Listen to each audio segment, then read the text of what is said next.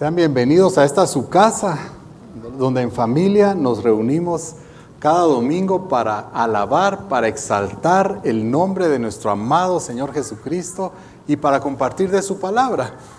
Y hoy el Señor me da el privilegio de poder compartir con ustedes este tema que he titulado Templo, Mercado o Cueva de Ladrones. Que Dios me dé la gracia. Y viene de 3 citas. Una de ellas es 1 Corintios 6:19, donde dice que todos los que hemos sido redimidos por la sangre de Jesucristo y hemos sido llenos del amor de Dios por medio del Espíritu Santo que nos fue dado, somos templos del Espíritu Santo.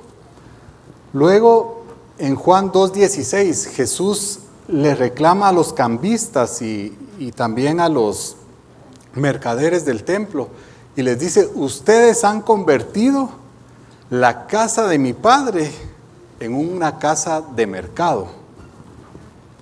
Y finalmente, en los otros 3 evangelios, yo escogí Lucas 19:46, dice Jesús, igual a los cambistas, les dice: la casa de mi Padre será llamada casa de oración, pero ustedes la han convertido en cueva de ladrones. Y entonces, en un momento de oración con el Señor, me trajo estas 3 citas a la mente y empecé como a profundizar un poco. Y entonces le empecé a pedir en mi experiencia personal, ¿cómo está mi templo? O sea, me entró la duda, la aflicción de decirle: Señor, ¿cómo está mi templo? ¿Será que lo estoy convirtiendo en un mercado o en una cueva de ladrones? Y le pedí que me examinara. Y el Señor fiel me examinó. Y pues pude ver, ¿verdad? Cómo de verdad habían áreas en mi vida que habían sido que yo las había convertido en un mercado o en una cueva de ladrones. Y el Señor me llevó en su fidelidad, me llevó a arrepentirme, me perdonó y me mostró un camino, ¿verdad?, para regresar de esa cueva de ladrones y de ese templo a ser una casa de oración, un templo agradable para Él. Y yo le pido al Señor de verdad de que haga lo que Él quiera con ustedes, ¿verdad? No lo quiso conmigo, sino que haga lo que Él quiera con cada uno de ustedes. Y empezamos en Juan 2:13-16, dice: estaba cerca la Pascua de los judíos, una fiesta muy importante para ellos. Y subió Jesús a Jerusalén y halló en el templo a los que vendían bueyes, ovejas y palomas, y a los cambistas allí sentados. Y haciendo un azote de cuerdas, echó fuera del templo a todos y las ovejas y los bueyes, y esparció las monedas de los cambistas, volcó las mesas y dijo a los que vendían palomas: quitad de aquí esto y no hagáis de la casa de mi Padre casa de mercado. Y yo me preguntaba, ¿cómo pasó esto en ese contexto? Y originalmente Dios había establecido un sistema sacrificial, un sistema de sacrificios que en esencia eran para darle adoración a Él, que tenían diferentes propósitos establecidos por Dios. Dios había establecido cuál era la ofrenda, había establecido quién iba a ofrecer esas ofrendas, los tiempos en los cuales había que ofrecerlas. Había un sacrificio para el perdón de los pecados, un sacrificio para reconciliación, el de expiación, una ofrenda de gratitud, ofrenda de paz, una ofrenda mecida. Y al final todo esto se reduce a adoración. En esa época no se adoraba a Dios con cantos, como lo hacemos hoy, sino que se adoraba a través de sacrificios. Y tiene mucho sentido porque creo yo que una de las mejores definiciones que yo he encontrado de adoración es muerte. Muerte a esta vieja naturaleza que se opone a Dios. Cada vez que tú y yo tomamos una decisión de morir a esa vieja naturaleza, creo que sube aroma agradable a Dios, y eso es adoración. Y Dios se agrada de eso. Y todo empezó muy bien. Bueno, solo un paréntesis. Todos estos sacrificios se cumplen en la persona de Jesucristo. Amén. Jesús, por medio de Jesús tengo el perdón de los pecados. Jesús es quien me reconcilia con el Padre. Jesús es por medio de quien ofrezco gratitud al Señor. Jesús es mi paz y por medio de Él ofrezco adoración al Padre y también Él es el objeto de mi adoración. Amén. Y empezó todo muy bien, pero los religiosos de la época vieron ahí un nicho de negocios. Y Juan José nos hablaba hace algunos meses en relación al tema y no voy a profundizar mucho, pero básicamente era de que los cambistas, a través de los cambistas, ellos ponían unas tasas de cambio exorbitantes y entonces se convirtió en un muy buen negocio para ellos. Y aparte, obligaban a la gente a que compraran los animales en el templo, porque como ellos examinaban, ellos inspeccionaban los animales, ¿verdad? Entonces le buscaban cualquier defecto a cualquier animal que no había sido comprado en el templo y les decían, no, este no sirve, pero ¿sabes qué? Te lo vamos a comprar barato, ¿verdad? Como no sirve, y entonces lo ponían en la cola para revenderlo y les vendían bien caro a los que llegaban a ofrecer ahí sus sacrificios. Y entonces lo que estaban haciendo, bueno, así fue como pasó de ser un ritual de adoración establecido por Dios a ser un mercado, un lugar de negocios. Los religiosos de esa época usaron la religión como un disfraz para asegurarse ganancias mundanas. Grueso, ¿verdad? Se lo repito porque los vi que se quedaron acá. Los religiosos usaron, y hoy muchos usan, la religión como un disfraz para asegurarse ganancias mundanas. Servían a Dios, entre comillas, aprovechándose de la gente, y lo peor es que lo hacían en el nombre de Dios. Llegaba gente muy pobre, cuya ofrenda, los más pobres llevaban unas palomitas, ¿verdad? Que era lo más barato. Y igualmente los obligaban en el templo a comprarlas y se las daban a precios altos. Entonces, en nombre de Dios, se aprovechaban de la gente. Y sí, tenían celo por la casa de Dios, por el templo físico, pero este celo era motivado por las ganancias que a ellos les representaba. No tenían un celo real por Dios, mucho menos por su nombre, sino que usaban el templo físico para esas ganancias terrenales. Hacían, esta frase de verdad me lastima, hacían negocios en el nombre de Dios para gloria del yo, para gloria del ego. Y así fue como pasó, como les decía, de ser un sacrificio agradable a Dios a ser un mercado. Y vamos a ver aplicaciones prácticas. Una, congregacionalmente, ¿verdad? En muchas congregaciones lo vamos a aplicar en cómo congregacionalmente podríamos pasar de ser una casa de oración a ser un mercado o una cueva de ladrones. Y después vamos a ver personalmente. Le vamos a pedir al Señor que de verdad Él lleve las palabras que Él quiera a cada uno, ¿verdad? Y pues la idea sí es confrontarnos, ¿verdad? Pero más que confrontarnos es presentarles que hay un Dios de misericordia que está con sus brazos abiertos, dispuesto a sanarnos y a regresarnos a ser esa casa de oración que Él ha diseñado para nuestra vida. Amén. Les voy a presentar una foto del tabernáculo, un poquito diferente a la que nos han presentado. ¿Qué les parecería este tabernáculo? El templo. No es un mercado, ¿verdad? ¿Qué hay en los mercados? Hay productos, hay ofertas, demandas, negociaciones, regateos, y quiero que le pongan atención a estas dos palabras, negociaciones y regateos. Y el objetivo es tener una ganancia. El vendedor gana mientras más caro vende y el comprador gana mientras más barato compra. Y esto da origen a negociar y a regatear y déjemelo en tanto, etcétera. Y esto es un mercado. Y vamos a empezar viendo congregacionalmente. Tristemente, algunos ministros y pastores hoy en día ven a los clientes no como creyentes, ¿verdad? O como hijos de Dios que necesitan ser discipulados en la verdad de Jesucristo para que el Señor forme el carácter en ellos de su Hijo, ¿verdad? Y vivan una vida de santidad.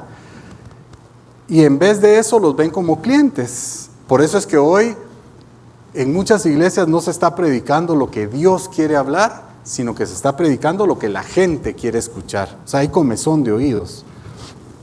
¿Por qué? Porque los ven como clientes. Y vamos a ver algunas negociaciones que se podrían hacer en estas iglesias mercado. Primero, no se denuncia el pecado. Al contrario, se minimiza porque se me puede ir el cliente. Entonces tengo que ser tolerante. Algunos negocios llaman, por ejemplo, a la codicia. Le llaman buscar bendición, ¿verdad? No, lo que estamos haciendo es buscando la bendición, pero la bendición la buscan nada más en términos materiales o económicos. Disfrazan el yugo desigual de amor fraternal. No, es que lo más importante es amar a los demás, ¿verdad? No importa. Y no estoy hablando solo de matrimonios, estoy hablando, por ejemplo, de negocios o de hermanos, ¿verdad? Porque hoy todo mundo se llama hermanos y vamos a ver después de que no es así. La manipulación, o sea, manipulan haciendo que la gente haga pactos con Dios. Veíamos que la manipulación hace que la gente haga pactos con Dios y manipulan a la gente para eso, para hacer pactos y sacarle plata. Y realmente ninguno de nosotros está en capacidad de hacer un pacto con Dios porque fallamos. Y la muestra la tenemos con Israel. Dios hizo pacto con Israel en el Sinaí e Israel le falló. Pero bendito sea el Señor que el pacto eterno lo hizo con nuestro Señor Jesucristo y ahí ninguno de los dos va a fallar. Amén. Y esa es ancla segura para nuestra vida. Porque ese pacto que Dios, el Padre, hizo con Jesucristo es en favor tuyo y en favor mío. Entonces, disfrazan y minimizan el pecado. Y esto es tremendamente serio. Porque Romanos 6:23 dice que la paga del pecado es la muerte. ¿Sí? Es decir, el pecado te lleva a la muerte eterna. Y mucha gente, lo que decíamos hoy, lo que decía Ale, mucha gente se está muriendo hoy sin conocer al Señor Jesucristo. Piensen por un segundo el destino eterno de esa gente que conocen. O sea, en un segundo cambió su eternidad. Y entonces ellos minimizan, pero es importante predicar sobre el pecado, señalar, denunciar el pecado, porque se lleva a la gente a la vida, a la muerte eterna. Otro, no se anuncia el reino de Dios, no se predica sobre vivir bajo su señorío, bajo su gobierno. Más bien se anuncia, no lo dicen con estas palabras, pero el mensaje es este: mi reino sobre Dios. ¿Y cómo lo hago? Torciéndole a Dios el brazo a través de mi fe y de la oración. Hoy por hoy, y lo hemos visto, lo hemos platicado muchas veces aquí, está siendo atacado el señorío de Jesucristo y la identidad como hijos de Dios. Y llevamos meses enseñando y platicando sobre el señorío de Jesucristo y sobre conocer el corazón paternal del Padre y sobre el escándalo de la cruz. Hoy por hoy, el hombre de oración exitoso se dice que es aquel que entra en la presencia de Dios y cuando sale, Dios le concede lo que le pide, ¿verdad? Y le responde a sus oraciones. Pero en otras palabras, lo que se está enseñando es que yo voy a la presencia de Dios y entonces Dios hace mi voluntad. La voluntad de Dios se alinea con mi voluntad y ese es el éxito en la oración. Y es totalmente opuesto. Cuando yo voy a la oración, a la intimidad con Dios, el éxito está en que mi voluntad se empiece a alinear a la de Dios. Y mi oración comienza a ser: Señor, ¿qué quieres que yo haga? Y dame la gracia, la docilidad de poder morir a esto que se opone a lo que tú quieres y poder hacer lo que me estás pidiendo. Entonces, en Hebreos 11:6 dice: sin fe es imposible agradarme a mí mismo. No, sí están despiertos. Sin fe es imposible agradar a Dios. ¿Sí? Entonces, la fe fue diseñada no para agradarme a mí. La fe la debemos usar como una herramienta para agradar a Dios. ¿Sí? Entonces, no es usar la fe para torcerle el brazo a Dios y que haga lo que yo quiero. Y estamos hablando de convertir una iglesia en un mercado, ¿verdad? Y la perspectiva es los veo como clientes y entonces miro qué predico y qué no predico. Entonces no se predica de vivir en santidad, porque eso no me conviene, ¿verdad? Porque cuando hablo de santidad, estoy hablando de rendirse ante Dios, de rendir tu voluntad delante de Dios. Y hoy por hoy se pone más énfasis en algunas iglesias en las emociones, en las sensaciones, en todas esas experiencias, los temblores y todo eso que se siente. Yo no estoy diciendo que eso no sea de Dios. El Señor dice en su palabra que su voluntad es vuestra santificación. Y entonces es parte importante. Si dice mi voluntad es tu santificación, entonces Él espera que vivamos una vida de santidad. Todo mundo quiere ver a Dios. Amén. ¿Cuántos quisieran ver a Dios? Amén. Todos. Pero muy pocos quieren vivir en santidad o se rinden al Señor para vivir en santidad. Porque la vieja naturaleza o esa carne pesa tanto en nuestra vida que nos cuesta. Y Hebreos 12:14 dice que sin santidad nadie verá a Dios. Entonces la santidad es muy importante también para predicar hoy en día. No se hace ver la necesidad de estudiar la palabra. En Josué 1:8 dice, no se aparte este libro de tu boca. Eso quiere decir que la hablemos. También dice que la meditemos, dice que guardemos su palabra y sobre todo que la pongamos por obra, que la vivamos. Fíjense que a mí nunca me gustó leer, de verdad no me gustaba. De hecho, por eso estudié ingeniería, porque en verdad dije, la carrera que menos se lee, porque no me gustaba. Y pasé muchos años después de convertido recibiendo la palabra de Dios de otras personas, nunca leía, ¿verdad? Solo lo que me daban en las asambleas o en las enseñanzas y con eso me quedaba. Y yo no sé si alguno de los que está acá recibió copastorado con Ángel hace muchos años. Y en ese curso, ¿verdad? En ese curso nos pidió que nos aprendiéramos 1000 citas de memoria. Y entonces empecé yo a tratar de estudiarlas y estudiar. Y cuando iba llegando a las 300, se me hizo un relajo todo en la cabeza. Ya no sabía si Moisés había entrado al arca, no sabía si había salido, se me cruzó todo. O sea, se me hizo un relajo y le pedí una cita de consejería a Ángel. Y entonces llegué y le dije, Ángel, mira, ¿qué te pasó? Le digo yo, aquí sí, nada que ver. Le digo, ¿cómo nos dejaste esa tarea?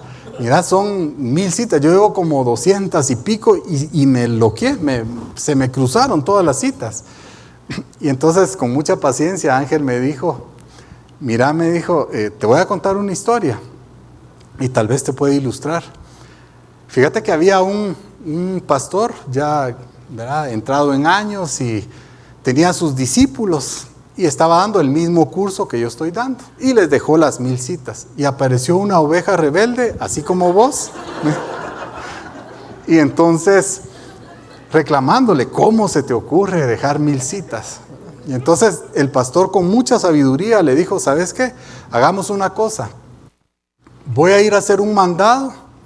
Te voy a pedir un favor antes. Y cuando regrese, entonces platicamos. Y ya después de platicar, si vos me decís de que ya no querés seguir leyendo, yo mismo soy el primero en apoyarte. ¿Te parece? Sí. Va, el favor que me vas a hacer, aquí hay un tonel de agua y como a 15 metros hay una pila. Y entonces vas a agarrar este canasto, vas a agarrar el agua del tonel y vas a ir a llenar la pila. Y entonces cuando regrese, entonces platicamos. Eso sí, antes de empezar, tomarle una foto al canasto. Y bueno, pues se fue. Cuando regresó, ¿cómo te fue? Le dice. Usted a sus tareas que deja, pues, nada que ver, le dijo. Igual que la de las 1000 citas. Le dijo. ¿Por qué? Le dice, me hubiera dejado una cubeta, le dice, porque con el canasto yo agarraba el agua y salía corriendo y toda el agua se iba, el canasto no retenía el agua, entonces iba cayendo y yo salía corriendo y cuando llegaba 2, 3 gotitas en la pila y regresaba y otra vez lo mismo. El resultado, el tonel vacío, la pila vacía y el camino lleno de agua. Ah, qué interesante, le dijo el pastor, ¿verdad? Sí, pues, y el canasto no se te imagina a alguien que no retiene el agua, le dice. Y así pues le dice, se me imagina a mí, le dice. ¿Por qué? Le dice, porque no retengo ya más citas. Le dijo, ya topé. Mira, pues le dice, ahora enséñame las fotos, la foto y el canasto. ¿Notas alguna diferencia? Le dice. Y entonces, sí, le dice, en la foto el canasto está sucio. En cambio aquí ya está limpio. De eso se trata. Y me dijo Ángel, de eso se trata. Yo no quiero que te aprendas 1000 citas así como tarea y te voy a calificar. Lo que yo estoy viendo es como aquella mamá que le quiere dar de comer a como dé lugar a su hijo y usa la cuchara y el avioncito. Aquí viene tu hermanito y ahí viene tu hermanita y ahí está. Y cuando no quiere comer, bueno, ¿vas a comer sí o no? ¿Verdad?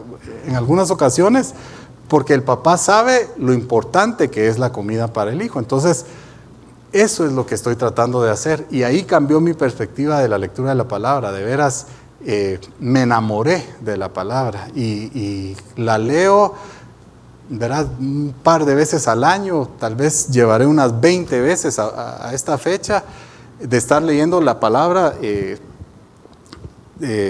Génesis a Apocalipsis, aparte de los estudios. Entonces, es importante. Ahí puse el canasto para que vieran. Pero si yo... Como pastor y viéndolos como clientes, les digo que lean, entonces a muchos no les va a gustar, ¿verdad? Entonces la idea es no asustar al cliente en estas iglesias que se convierten en mercado. No hablan sobre la necesidad de orar. Y esto es como respirar. La oración de veras es mi respirar en la vida natural. En 1 Tesalonicenses 5:17 dice que oremos sin cesar, y en el 18 dice que demos gracias a Dios y que esta también es la voluntad de Dios para tu vida. Y en la oración es donde yo derramo mi corazón al Señor y donde Dios se revela a mi vida y me revela los planes que tiene para mi vida. Entonces imagínense lo importante que es orar, pero esto requiere un esfuerzo, requiere tiempo, ¿verdad? Y a veces pareciera que no hay resultados porque estamos ahí orando, nos quedamos dormidos, oramos y pensamos en que dejamos la puerta abierta y nos distraemos. Pero el hacerlo poco a poco nos va llevando a una disciplina y llega un día de veras donde el Señor llega y te habla. Y no a través de nadie más, sino que te habla directamente para tu vida. Y eso es realmente hermoso. Entonces, orar sin cesar es orar siempre. No es sin César, sí podemos orar con César. Es siempre. Oye, anuncian que lo mejor está por venir. ¿Cuántos han oído esa frase? Lo mejor está por venir, hermanos.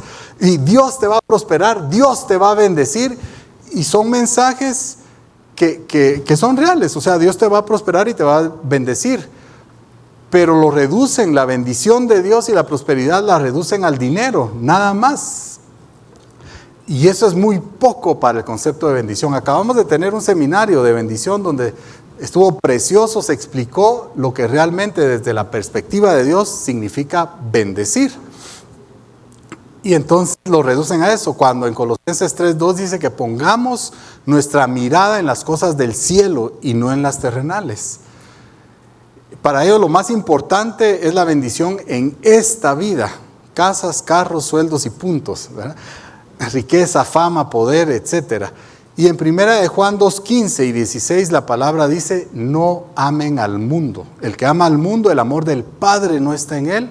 Y lo que el mundo ofrece es los deseos de los ojos, los deseos de la carne y la vanagloria de la vida. Y quisiera por un momento que cerraras tus ojos y pienses con honestidad delante de Dios le respondas: ¿a qué estás dedicando tus recursos, tu tiempo, tu esfuerzo?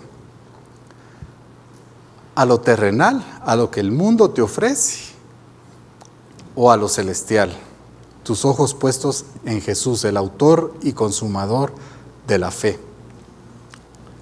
Amén. En Lucas 12:15 dice que la vida del hombre no consiste en la abundancia de bienes que posee. Y sí, Dios nos bendice materialmente, pero a Dios le interesa mucho más tu corazón que tu billetera o tu cuenta bancaria, ¿verdad? Pero sí te prospera en todas las áreas de la vida. El problema es cuando solo nos enfocamos en uno, solo predicamos de una sola cosa y eso desbalancea, ¿sí?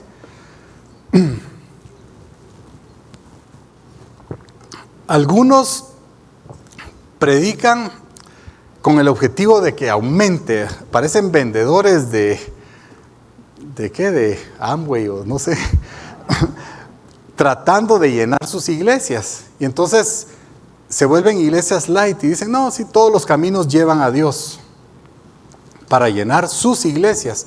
El problema es que se convierte en su iglesia, ya no es la iglesia del Señor Jesucristo. En Juan 14:6 dice que hay un único camino y su nombre es Jesucristo, el Rey de Reyes y Señor de Señores. Amén. Y prefieren llenar sus iglesias, aunque sus miembros nunca lleguen a ser salvos, mucho menos entren en ese discipulado y ese proceso de santificación. Con que se sientan motivados y contentos, ahí estamos bien. Y lo triste es que llenan sus iglesias, pero no les interesa llenar el cielo. Y finalmente se habla que lo más importante, como les decía, es el amor entre hermanos, el amor fraternal. Y eso hay un peligro porque te lleva a quedar bien con todos. Y Gálatas 1:10 dice, ¿busco el favor de los hombres o el favor de Dios? Porque si yo buscara agradar a los hombres, ya no sería siervo de Jesucristo. Entonces, lo primero es mi relación con Dios. Y en esa relación lo primero que pasa es que Él me llena de su amor. Dice 1 de Juan 4:19. O sea, el amor consiste en que Él me amó a mí primero, no en que yo lo amo a Él. Ya lleno de su amor, entonces yo puedo amarlo a Él, amarme a mí mismo y amar a mi prójimo. Pero la base es mi relación con Dios. Pues hablan de que todos somos hermanos. Y esto se está viendo mucho hoy en día. Y realmente no todos somos hermanos. Juan 1:12 es bien claro.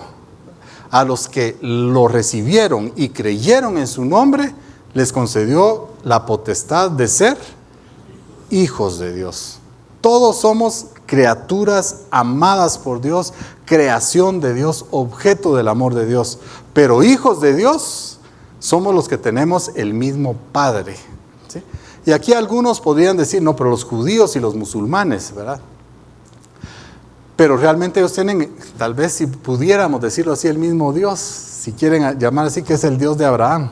Pero realmente Padre solo es por medio de Jesucristo. Entonces hay otro requisito, tener el mismo hermano mayor.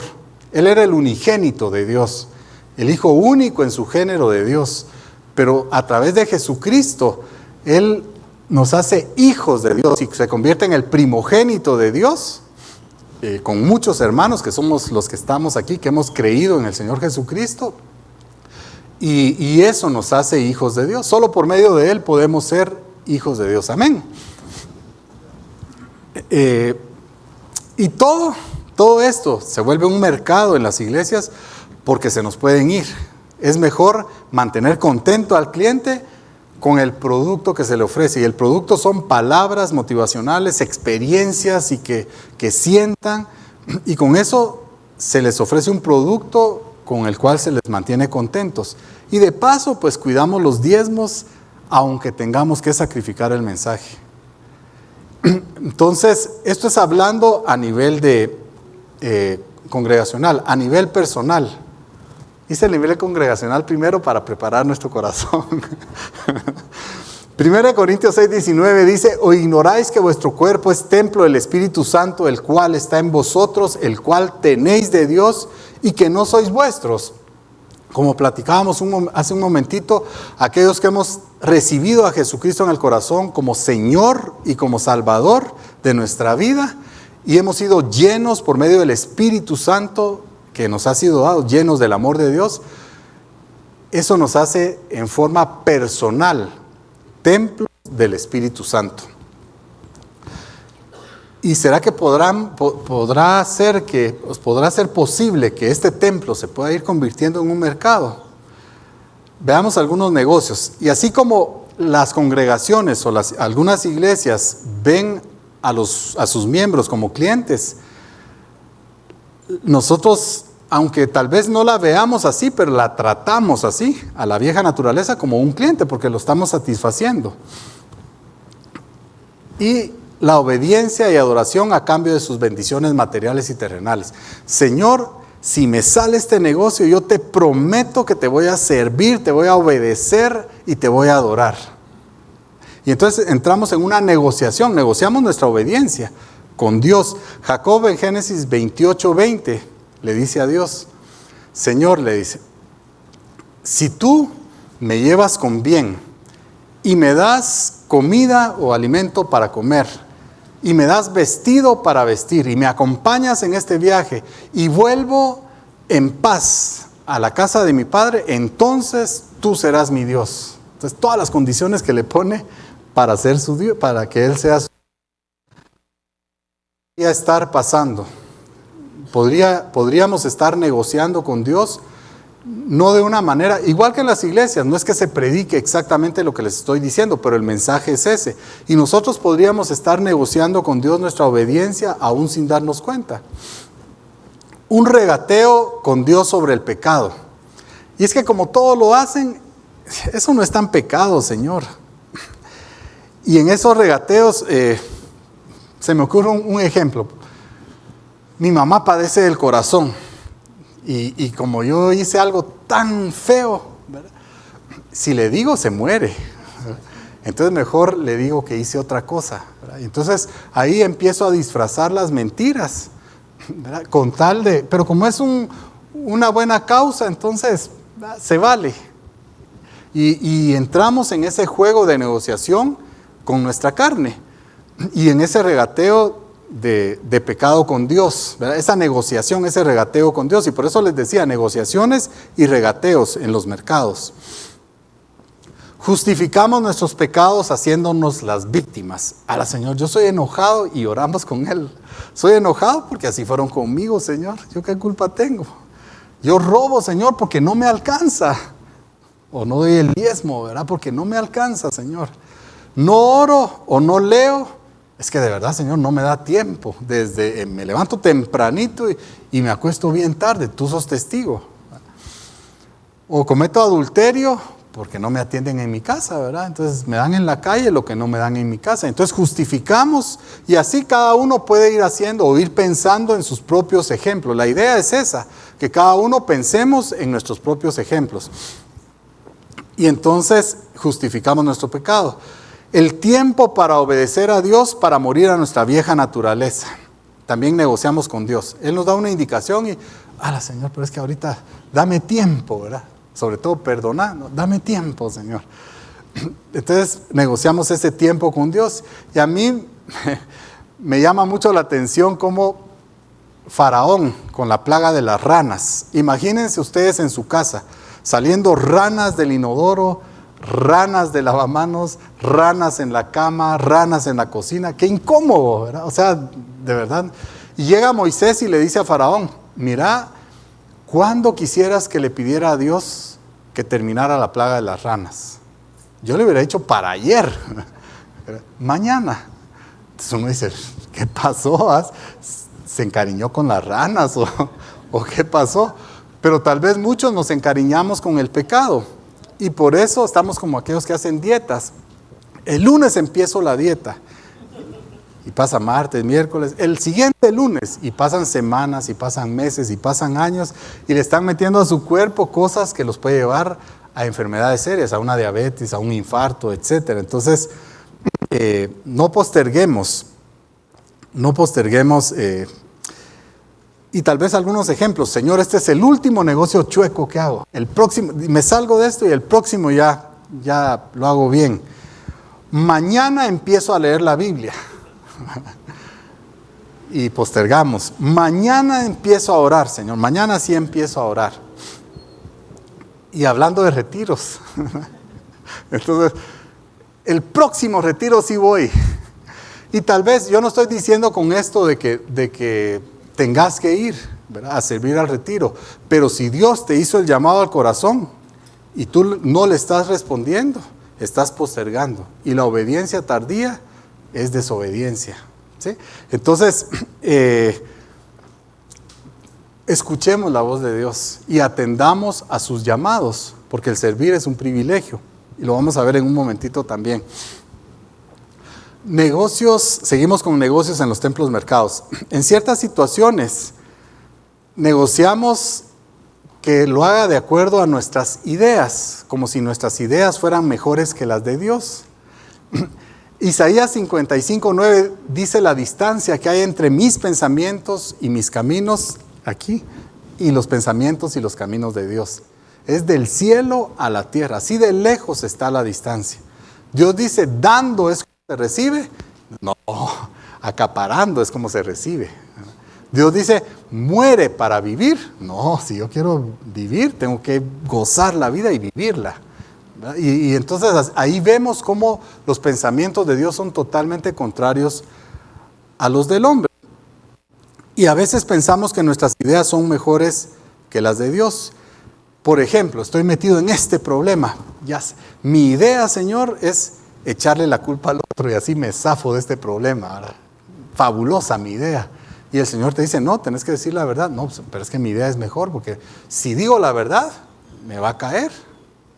Y entonces creemos que nuestra idea, si pido perdón, se van a aprovechar de mí. ¿Cómo le voy a pedir perdón a mi empleado? ¿Cómo le voy a pedir perdón a mis hijos? Voy a perder la autoridad con mis hijos. ¿Cómo le voy a pedir perdón a mi esposa? Se va a aprovechar de eso, ¿verdad? A mi suegra se va a aprovechar de eso. Entonces negociamos con Dios que tenemos mejores ideas. Señor, mira, ya hice números sobre este negocio. Es el negocio de mi vida, de veras. La rentabilidad es altísima, el riesgo, el factor de riesgo es bajo. Lo único es que hay que dar una mordida así pequeña, ¿verdad? Pero, ¿sabes qué? Te voy a dar el diezmo. Y negociamos con Dios y lo hacemos partícipes de nuestros negocios chuecos, ¿verdad? Y Él, su posición o su pensamiento, su camino es integridad, ¿verdad? En los negocios. Y así podríamos seguir. No quiero perdonar. Y Dios te llama a que perdones porque el prisionero sos tú. Cuando alguien te ha lastimado, esa persona anda feliz por ahí en la vida y te mencionan el nombre de la persona y te revuelve todo por dentro. Y entonces, ¿por qué? Porque estás metido en una prisión. Los barrotes son falta de perdón, ira, frustración, enojo, etc. Y eso te tiene preso en tu propia alma. Y la llave la tenés tú, se llama perdón. Cuando tú perdonas, esos barrotes caen y sos libre. Amén. Y Jesús nos pone el ejemplo. Jesús en la cruz, a Él nadie le estaba pidiendo perdón. Nadie le estaba pidiendo perdón y no es que lo hubieran ofendido. En ese momento lo estaban matando. Porque es diferente perdonar, por ejemplo, en una pareja, una infidelidad, es diferente perdonar a alguien que te fue infiel a alguien que te sigue siendo infiel. A Jesús lo estaban matando en ese momento. Y dijo, Padre, perdónalos porque no saben lo que hacen. Y Esteban dijo lo mismo. Y además, en Mateo 6, Jesús dice que el perdón, cuando tú perdonas, eso te abre las puertas a recibir el perdón de Dios. Entonces, Jesús dice literalmente, si ustedes no perdonan, mi Padre que está en los cielos tampoco los perdonará. Y si ustedes perdonan, mi Padre los va a perdonar. Entonces Dios lo que quiere es que recibamos su perdón, pero hay una condición, que nosotros también perdonemos. El diezmo, señores, que no me alcanza. Y aparte eso es del Antiguo Testamento. Así he oído yo a muchos. En Mateo 23:23 Jesús les dice a los fariseos, ustedes diezman de la menta, etcétera, pero dejan lo principal, que es la misericordia, la justicia y la fe. Hagan estas tres cosas sin dejar de diezmar, de hacer. Léanlo, ahí está, en Mateo 23:23. Entonces, negociamos con Dios, Señor, me lo dejas en el 6%, 6.5%, y tal vez no se lo decimos, y suena gracioso, pero en nuestras cuentas lo hacemos. Negociamos nuestro servicio. Si cada uno, imaginémonos cada uno en lo que hace. algunos abogados, médicos, ingenieros, arquitectos, amas de casa, qué sé yo, y te invitan a Europa, a un hotel 5 estrellas con todo pagado, a dar una conferencia sobre lo que haces, y te van a pagar muy bien por dar esa conferencia. Entonces las amas de casa, por ejemplo, cómo organizar bien una casa, el ingeniero, pues cómo construir y llevar bien un proyecto, etc. ¿Cómo te sentirías? Contento, ¿verdad? Privilegiado de que te hayan escogido para llevarte a Europa con todo pagado, a un hotel 5 estrellas, a dar una conferencia y que te paguen encima de todo. Yo te aseguro, ¿verdad que sí? No es profecía. Y entonces te vas sacando selfies en todo el viaje, vas y regresas y te tomas selfies y todo, las subís a tus redes sociales y recibís el pago.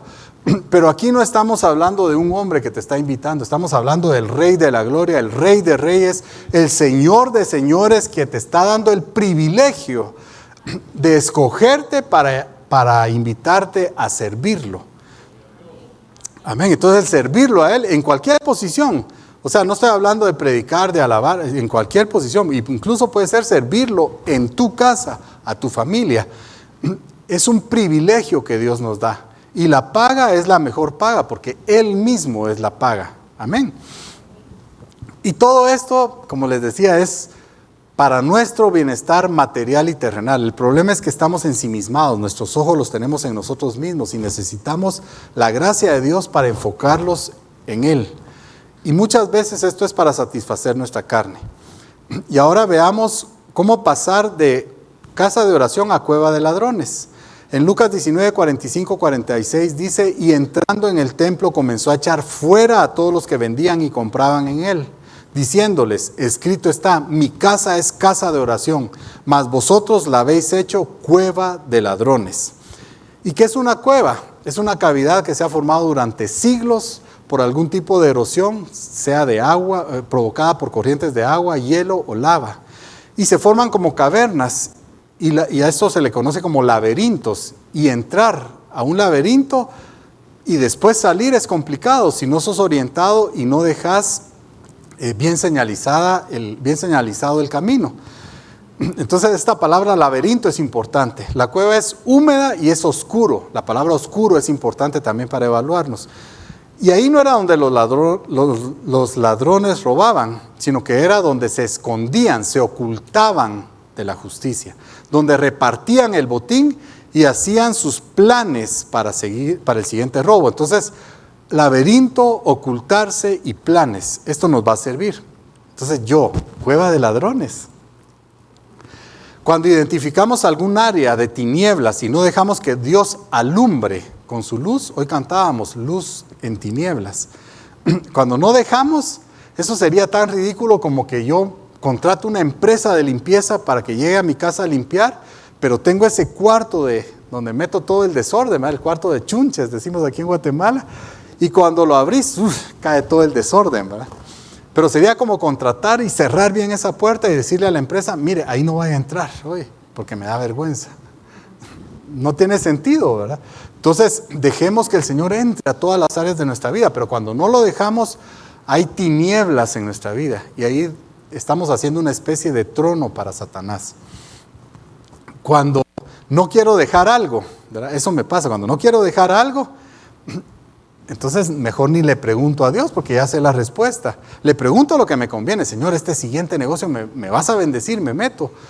Pero si yo tengo algo aquí que no quiero soltar, no le pregunto porque ya sé que me va a decir soltarlo, ¿verdad? Y no quiero. Entonces es negociar, no dejar que su luz alumbre.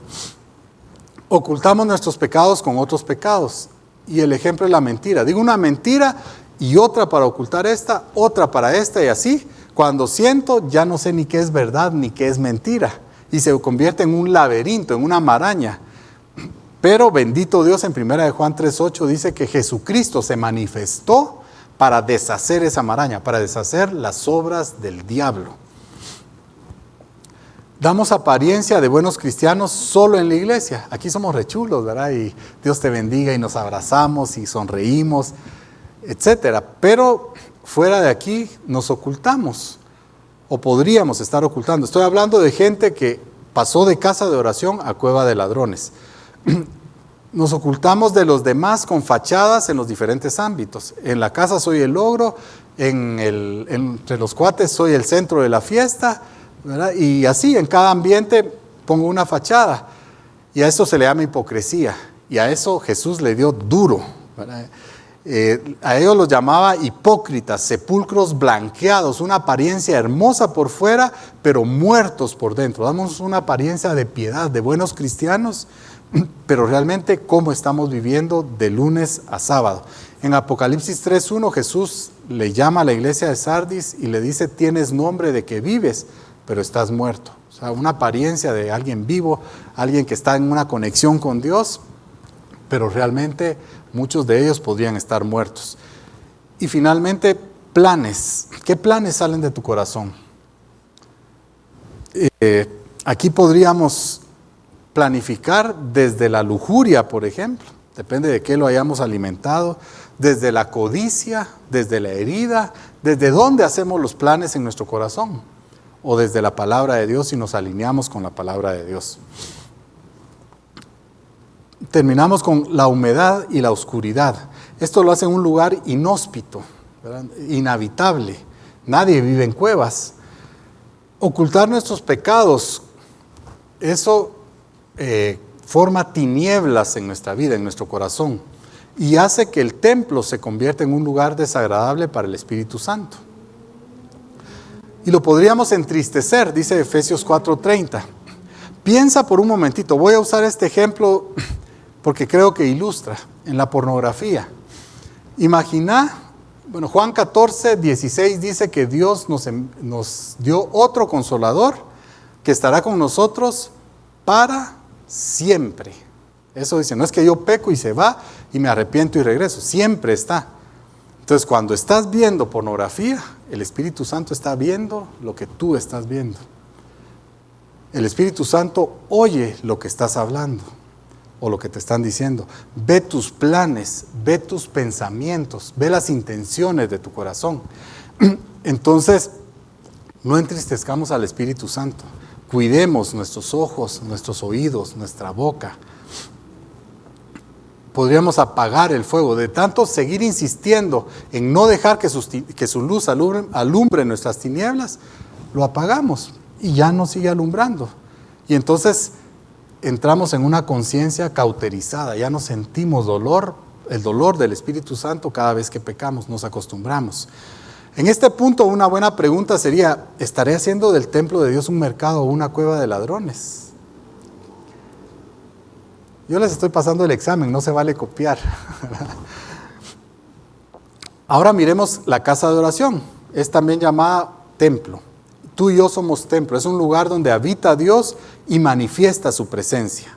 Es un lugar donde se predica la palabra de Dios. Es un lugar de reverencia, es un lugar de comunión y oración, y es un lugar de alabanza y adoración a Dios. Y eso hacemos aquí, en cada asamblea, ¿cierto? Pero tú y yo somos templo de Dios. Ahora, ¿qué les parecería si yo les dijera, miren, esto va a sonar grotesco, pero ilustra muy bien. El próximo domingo va a haber una asamblea de chismes y nos vamos a enterar de todos los chismes de toda la gente aquí. Como que no suena muy a templo, ¿verdad? Tal vez algunos chismosos por aquí dirían, sí, vamos, pero no suena a templo. Si yo les dijera, miren, el siguiente va a haber una asamblea de venganza, ¿verdad? Usted se va a poder vengar de todos aquellos que lo han lastimado aquí en la iglesia. No suena, ¿verdad? Y en el peor de los casos yo les diría, miren, y el siguiente se va a proyectar pornografía. Eso suena repulsivo para un templo, ¿verdad? Pero el templo, este es un templo físico. El verdadero templo somos tú y yo. ¿Y por qué en este templo sí nos permitimos el chisme, la mentira, la murmuración, la venganza, el orgullo, la soberbia, la manipulación, la pornografía? Cada uno puede decir qué permite en su templo. Y ese es el verdadero templo. El templo físico solo es el lugar donde se reúnen los verdaderos templos de Dios para orar, alabar, para bendecir su nombre. Amén. Y pareciera que le damos más importancia al templo físico. Este es un templo físico construido por manos de hombre. Y el Señor dice, yo no habito en templos construidos por manos de hombre. Y este es el templo hecho por las manos de Dios, lleno del amor de Dios por su Espíritu. Pero ahorita vienen las buenas noticias. Ahorita sí me van a dar volumen en el micrófono. Dios te ama eternamente y ha prolongado su misericordia. Su misericordia fue nueva esta mañana para tu vida y para mi vida y podemos hacer uso de ella. Dios tiene celo por ti. Tú eres casa de oración, casa de Dios, y Él tiene celo por esa casa. En Salmo 69:9 dice, el celo por su casa me consume, y en esto pensaban los apóstoles cuando vieron a Jesús con un látigo echar fuera a todos los comerciantes. Y entonces tiene celo por ti porque te ama. A mí todas las mujeres del mundo no las celo, pues me viene del norte, ¿verdad? Pero a Carla, ay, de aquel que se meta con Carla, diría. Sí, el celo por Carla me consume, diría. Pero es una buena noticia porque Él te ama y por eso te cela. Su bondad es la que nos lleva al arrepentimiento. No tenemos la capacidad de arrepentirnos. Es su bondad la que nos lleva a arrepentirnos. Y si llegamos arrepentidos con Dios, reconociendo nuestros pecados, ya sin negociar como que fuéramos mercado, ni ocultarnos tampoco como que fuéramos una cueva de ladrones, y le pedimos perdón, dice que Él es fiel y justo para perdonar nuestros pecados y limpiarnos de toda maldad. ¿No son esas buenas noticias? Amén, ¿verdad? Y la verdadera casa de oración se conforma a la voluntad del que lo habita, no es al revés. Las especificaciones del tabernáculo, medidas, materiales, etcétera, las dio Dios, el que iba a habitar el tabernáculo. Entonces, ¿quiénes somos nosotros para poner nuestras propias especificaciones en este templo en el cual el que habita es el Rey de la Gloria? Amén. Y termino con este Salmo 27:4. Dice, una cosa he demandado al Señor, y esta buscaré, que esté en casa del Señor todos los días de mi vida para contemplar la hermosura del Señor y para inquirir en su templo. De esto escribí una canción que al final la voy a compartir con ustedes y les pido que la usen para orar al Señor, porque este es el camino que Él me mostró de vuelta de ser un mercado y ser una cueva de ladrones a ser una casa de oración, un templo agradable para Él. Una cosa me habla de enfoque. Necesitamos enfocarnos, reenfocarnos. Buscaré, esta buscaré me habla de tomar acción. No solo me quedo, me voy a reenfocar y ahí me quedo, sino que tomo acción y busco eso en lo que me enfoqué. Todos los días me habla de perseverancia. No es solo, me enfoco, la busco una vez y me olvido. Y contemplar su hermosura me habla de su presencia. Inquirir me habla de su palabra. Y necesitamos reenfocarnos, así como Adán y Eva, que se vieron a sí mismos y voltearon su mirada a Dios. Eso es exactamente lo que nosotros necesitamos. Y no solo hacerlo una vez, sino que con perseverancia. ¿Cómo? Buscando su presencia, en oración, en alabanza, orando y leyendo su palabra, ¿verdad? Y así, entonces vamos a hacer esa casa de oración y ese templo que Dios espera que cada uno de nosotros seamos. Amén. Yo espero haberlo dicho lo más con amor posible, pero parte del amor es decir la verdad, y creo que este es el tema que el Señor puso en mi corazón para compartir hoy. El Señor de verdad consuela, invito a los alabadores a que pasen, consuela, pero también redarguye, también confronta, ¿verdad? Porque Él quiere una vida de santidad. Y yo de veras le doy gracias a Dios por esta congregación, porque aquí se predica sobre el pecado, sobre el señorío de Jesucristo, sobre santidad, sobre consuelo, sobre todos los temas que el Señor va poniendo en el corazón. Y cada uno que nos subimos aquí lo hacemos con temor y temblor, y le pedimos al Señor que nos diga no lo que ustedes quieren oír, sino lo que Él quiere hablar en cada asamblea. Y creo que esto era lo que Él quería hablar el día de hoy. Los invito a que inclinen su rostro y vamos a empezar orando. Padre, en el nombre de Jesús, primero queremos iniciar dándote gracias, Señor. Gracias por ese amor eterno que tienes para con nosotros. Y que por ese amor has extendido tu misericordia, Señor. Gracias porque en esa misericordia, Señor, tu bondad me ha llevado a un arrepentimiento. Y si todavía no sientes el arrepentimiento en tu corazón, pídele al Señor la gracia de tener ese arrepentimiento genuino. Con todo lo que hemos hablado, yo creo que algo te tuvo que haber mostrado el Señor en relación a tu vida como templo del Espíritu Santo. Y te damos gracias, Señor, porque nos has llevado a ese arrepentimiento. Y Padre, te quiero pedir perdón, Señor, por negociar contigo. Siendo templo he negociado mi adoración, mi obediencia, mi servicio, Señor, a cambio de tus favores. Y favores terrenales, Señor. He regateado contigo en relación a ciertos pecados, Señor, que no quiero dejar. Dame tu gracia, Señor, para poder dejar. Me he justificado delante de ti. He ido en contra de tus caminos, Señor. Perdóname. En el nombre de Jesús. Y empiece a pensar en todo aquello que el Señor le está poniendo para pedirle perdón. Hoy no es un día para que usted salga igual que como entró a este lugar. Tiene que salir por el camino de retorno a hacer esa casa de oración. Perdón, Señor, por ocultarme, Señor, y haber convertido tu templo en esa cueva de ladrones. Por no dejar que tu luz alumbre ciertas áreas de mi vida, Señor. Por ocultar mis pecados ante ti, Señor, y ante los demás. Por esa apariencia de piedad que a veces doy, Señor. Perdóname, mi Dios. Cuando en realidad por dentro, Señor, estoy roto. Te necesito, Señor. Perdóname por la hipocresía, por los planes perversos que han salido de mi corazón, Señor. Perdóname, Señor, por entristecerte con lo que veo, con lo que oigo, con lo que digo, con lo que pienso, con lo que siento, Señor. Perdóname, Señor. Y te pido que dirijas mi vida y que hagas de mí ese templo agradable para ti. Regrésame al camino, Señor, en el nombre de Jesús.